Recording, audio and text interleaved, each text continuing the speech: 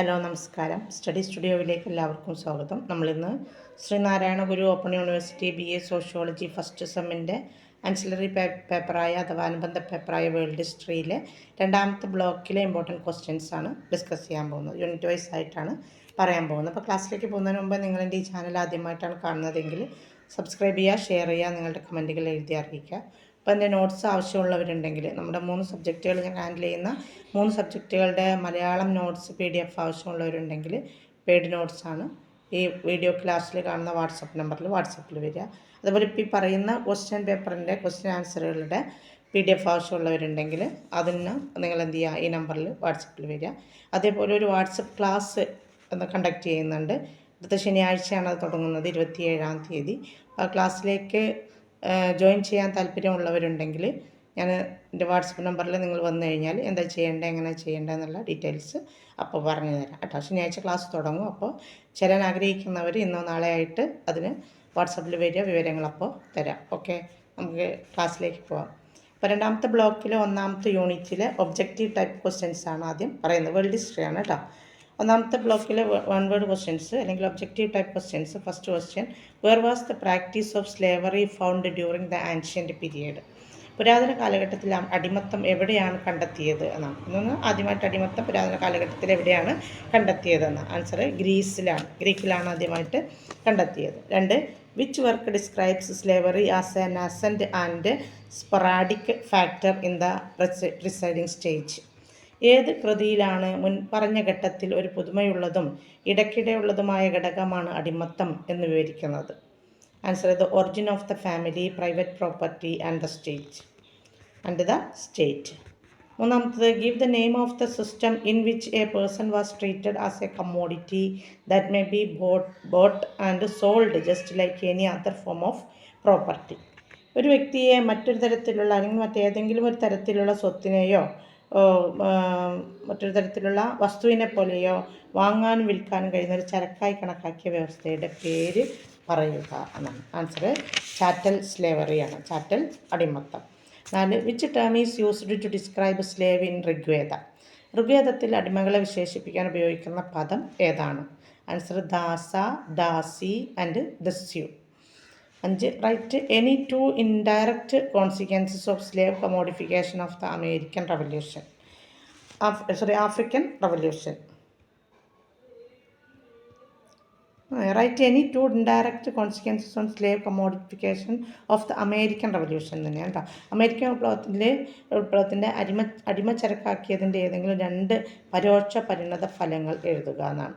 American വിപ്ലവത്തിൽ answer domestic slave trade and decreasing agricultural production. ഗാർഹിക അടിമക്കച്ചവടവും കാർഷികോൽപാദനത്തിൻ്റെ കുറവുമാണ്. 6, which term was used to describe the African port cities in America? അമേരിക്കയിലെ African തുറമുഖ നഗരങ്ങളെ വിവരിക്കാൻ ഉപയോഗിച്ച പദം ഏതാണെന്നാണ്? African creoles. 7, when was slave trade abolished in Great Britain? Great ബ്രിട്ടനിൽ എപ്പോഴാണ് അടിമക്കച്ചവടം നിർത്തലാക്കിയത്? 1807. What is the key matter in the inscriptions on the temple of Apollo in Delhi? ഡൽഹിയിലെ അപ്പോളോ, ഡൽഹി അല്ല കേട്ടോ, ഡൽഹി എൻ്റെ നോട്ടിലും പറഞ്ഞിട്ടുണ്ട് പ്രത്യേകം.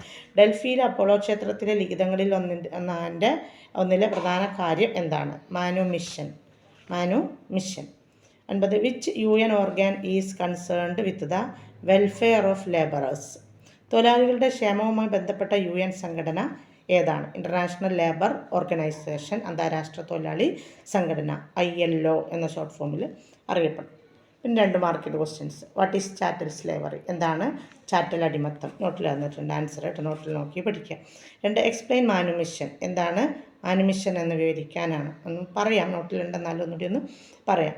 അടിമത്തത്തിൽ നിന്നൊരു വ്യക്തിയെ അവരുടെ ഉടമസ്ഥതയിലുള്ള വ്യക്തി മോചിപ്പിക്കുന്നതിനെയാണ് മാനുമിഷൻ എന്ന പദം സൂചിപ്പിക്കുന്നത്. ഇതിൻ്റെ ആദ്യകാല ഉദാഹരണങ്ങളിലൊന്നാണ് ഡൽഹിയിലെ അപ്പോളോ ക്ഷേത്രത്തിലെ ലിഖിതങ്ങളിൽ കാണാൻ കഴിയുന്നത്. അതൊന്നും കൂടി ആയിട്ട്, കാരണം ആ ഒരു സെൻറ്റൻസ് നമുക്കുള്ളൂ, 2 മാർക്കിനാണ് ചോദിക്കുന്നതെങ്കിൽ ചുരുങ്ങിയത് 2 സെൻറ്റൻസെങ്കിലും വേണ്ട. അപ്പോൾ ഉദാഹരണം കൂടി ചേർത്ത് എഴുതാം.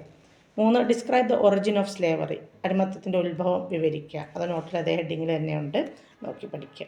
4 മാർക്കിൻ്റെ discuss different types of slavery, വിവിധതരം അടിമത്തങ്ങൾ ചർച്ച ചെയ്യുക. അത് നമ്മുടെ നോട്ടിൽ സ്ലേവ് ആസ് എ കമ്മോഡിറ്റി എന്ന ഹെഡിങ്ങിൽ വരുന്നുണ്ട്. 2 തരം അടിമത്തങ്ങളെക്കുറിച്ച്, അത് രണ്ടുമാണ് എഴുതേണ്ടത്. 2 write the changing nature of slavery in ancient and medieval traditions, പുരാതന മധ്യകാല പാരമ്പര്യങ്ങളിലെ അടിമത്തത്തിൻ്റെ മാറുന്ന സ്വഭാവം എഴുതുക. അത് നോട്ടിൽ slavery as a source of labour എന്ന ഹെഡിങ്ങിൽ വരുന്ന കാര്യങ്ങളാണ് എഴുതേണ്ടത്.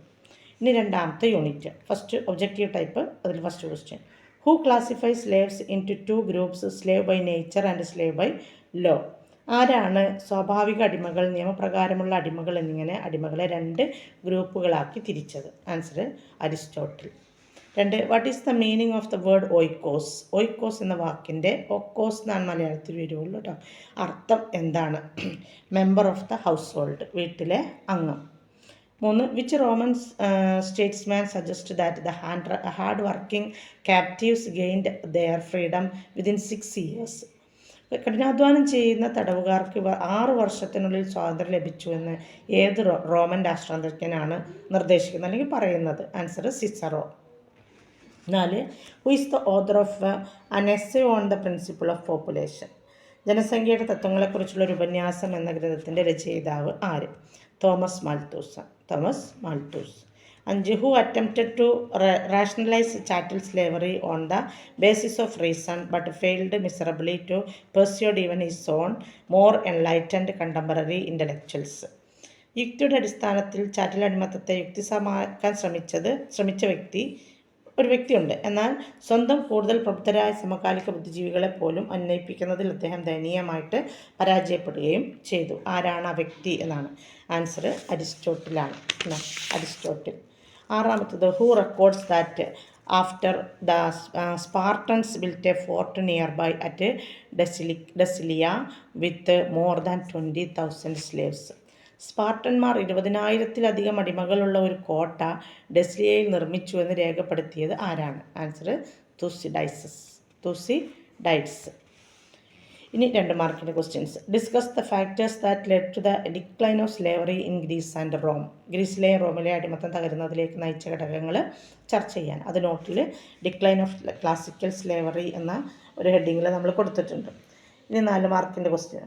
Compare and assess the slave system of Greece and Athens. ഗ്രീസിലെയും ആഥൻസിലെയും അടിമ വ്യവസ്ഥ താരതമ്യം ചെയ്ത് വിലയിരുത്തുകയാണ്. ആൻസർ നോട്ടിലുണ്ട് കേട്ടോ.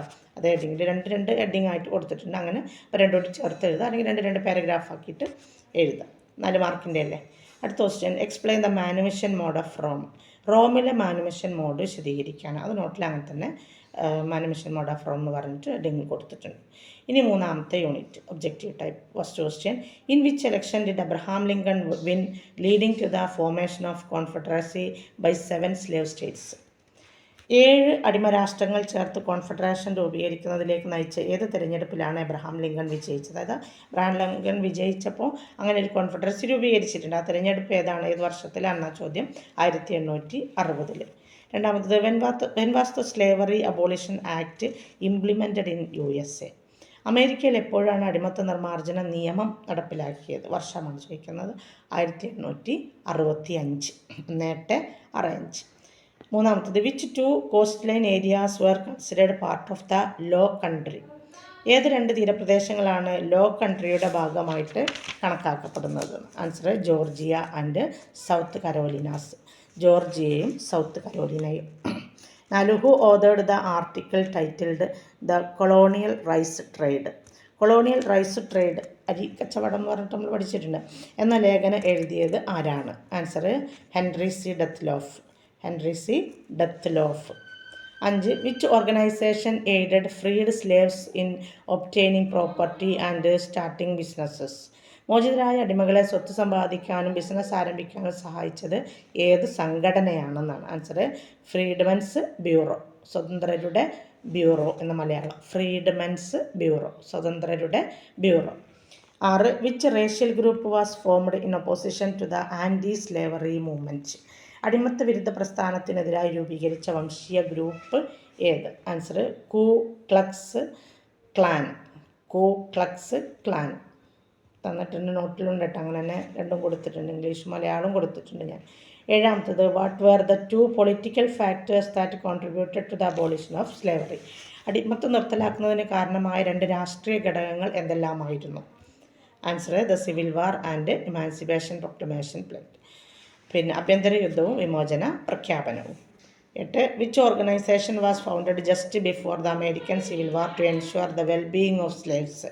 അടിമകളുടെ ക്ഷേമം ഉറപ്പാക്കാൻ അമേരിക്കൻ ആഭ്യന്തര യുദ്ധത്തിന് തൊട്ടു മുൻപ് ഏത് സംഘടനയാണ് സ്ഥാപിച്ചത്? ആൻസർ ഐൻഡ ഇൻഷുറൻസ്. ഏറ്റ്ന ഇൻഷുറൻസ് എന്നാണ് മലയാളത്തിൽ എഴുതുക. Aetna insurance. ഇത് വാങ്ങുന്നവർക്കറിയാം, അതിൽ രണ്ടും മലയാളം ഇംഗ്ലീഷും കൊടുക്കുന്നുണ്ട് കേട്ടോ. ഇനി 9ാമത്തത് why did slavery was abolished in the United States? When did slavery was abolished in the United States? എപ്പോഴാണ് അമേരിക്കയിൽ അടിമത്തം നിർത്തലാക്കപ്പെട്ടത്? ആൻസർ 1865. പ്രൊക്ലമേഷൻ വന്ന അതേ വർഷം തന്നെ. 10ാമത്തെ when did the civil war break out? എപ്പോഴാണ് ആഭ്യന്തര യുദ്ധം പൊട്ടിപ്പുറപ്പെട്ടത്? 1861. ഇനി 2 മാർക്ക് ക്വസ്റ്റ്യൻസ് ആണ്. Discuss the economic aspects of plantation slavery in America. അമേരിക്കയിലെ തോട്ടമടിമത്തത്തിൻ്റെ സാമ്പത്തിക വശങ്ങൾ ചർച്ച ചെയ്യുക. അത് നമ്മുടെ നോട്ടിൽ slavery in the low country എന്ന ഹെഡിങ്ങിൽ കൊടുത്തിട്ടില്ലേ, അതാണ് എഴുതേണ്ടത് കേട്ടോ. അപ്പോൾ പ്ലാന്റേഷൻ സ്ലേവറി എന്ന് പറഞ്ഞാൽ നമ്മൾ ഹെഡിങ് കൊടുത്തിട്ടില്ല. ലോ കൺട്രീസ് എന്ന് പറഞ്ഞിട്ട് നമ്മൾ ഹെഡിങ് കൊടുത്താൽ ഹെഡിങ്ങിൽ വരുന്നതാണ്. അതിലാണ് പ്ലാന്റേഷൻ സ്ലേവറിയെക്കുറിച്ച് വിശദീകരിക്കുന്നത്. ഇനി അടുത്ത 2ാമത്തെ question how did technology influenced slavery? സാങ്കേതിക വിദ്യ അടിമത്തത്തെ എങ്ങനെ സ്വാധീനിക്കുന്നു അല്ലെങ്കിൽ സ്വാധീനിച്ചു? നോട്ടിൽ ടെക്നോളജി ആൻഡ് സ്ലേവറി എന്ന ഹെഡിങ്ങിൽ കൊടുത്തിട്ടുള്ളതാണ് ആൻസറായിട്ട് കൊടുക്കേണ്ടത്. 3ാമത്തത് explain the abolitionist movement of slavery. അടിമത്തം നിർത്തലാക്കുന്ന പ്രസ്ഥാനം വിവരിക്കുക. അതിൻ്റെ ആൻസർ നോട്ടിൽ അബോളിഷൻ ഓഫ് സ്ലേവറി എന്ന ഹെഡിങ്ങിൽ കൊടുത്തിട്ടുള്ളതാണ് എഴുതേണ്ടത്. ഇനി 4 മാർക്ക് ക്വസ്റ്റ്യൻസ് ആണ്. Explain the causes of the decline of slavery in America. അമേരിക്കയിൽ അടിമത്തത്തിൻ്റെ തകർച്ചയ്ക്കുള്ള കാരണങ്ങൾ വിശദീകരിക്കുക. നോട്ടിൽ decline of slavery in America എന്ന ഹെഡിങ്ങിൽ തന്നെ കൊടുത്തിട്ടുണ്ട്. ഇനി ഇതിൽ എസ്സേ ഉണ്ട്. എസ്സേ 2 രീതിയിൽ ചോദിക്കുക ഒരേ എസ്സേ. അപ്പോൾ 2 ക്വസ്റ്റ്യനും അതിൻ്റെ മീനിങ്, 2 തരം ക്വസ്റ്റ്യനും അതിൻ്റെ മീനിങ്ങും കൊടുത്തിട്ടുണ്ട് കേട്ടോ. ശ്രദ്ധിക്കുക.